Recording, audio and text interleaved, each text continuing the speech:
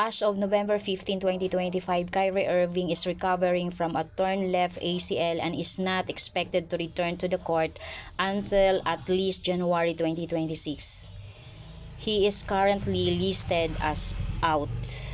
Kyrie Irving has publicly expressed a desire to return to team this season, but this came before the brutal start. Dallas has fallen into the bottom 5 teams and seems more likely to contend for a draft lottery pick more than a playoff spot.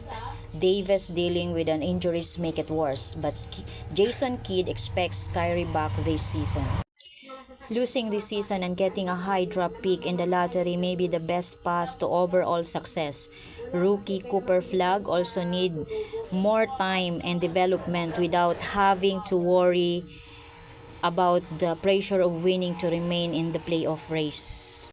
Kyrie Irving returning clearly makes the Mavericks better, but they may be too far out of a playoff contention for it to matter. The Mavericks Dallas have a hot streak to turn the season around and feel like they have a chance to upset better teams if they don't make the playoffs. Kyrie Irving would still have unfair pressure to play at his best despite coming off a potentially career-changing injury this soon.